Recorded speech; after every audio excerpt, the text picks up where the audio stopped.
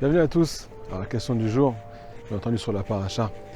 Pourquoi les juifs croyants paniquent?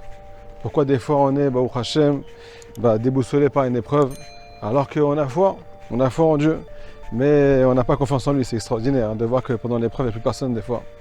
On est complètement déboussolé par les problèmes d'argent, par les problèmes de santé. Il n'y a plus personne qui existe, on n'arrive plus à bouger.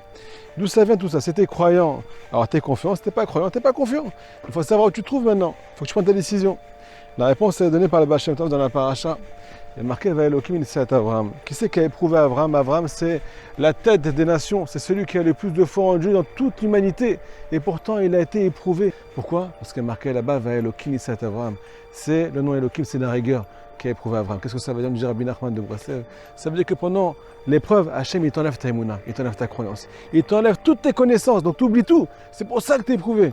Pourquoi? Parce que si tu te rappelles que c'est vraiment lui qui t'a envoyé l'épreuve, tu ne seras pas paniqué. Et tu pourrais te remettre sur pied. Donc le seul conseil qu'on peut vous donner, les amis, c'est de vous asseoir dans une pièce tout seul pendant quelques minutes quand vous avez mal et de vous poser la question, mais qui c'est qui m'a envoyé cette épreuve? C'est Hachem ou c'est une coïncidence? Si c'est Akadosh Baruch Hu, c'est votre père, celui qui vous aime et ne vous veut pas du mal. Vous avez déjà vu un père qui frappe son enfant pour rien, à part les fous? Vous avez déjà vu un père qui veut du mal à sa progéniture?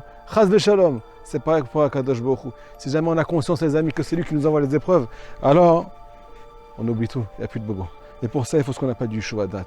Il faut s'asseoir avec nous-mêmes et se poser la vraie question. Si vous voulez, prenez un stylo et une feuille. Notez la question, qui c'est qui m'éprouve? Si c'est Dieu, alors j'ai pas de quoi avoir peur. Si c'est pas Dieu, j'ai de quoi avoir peur. Chazak.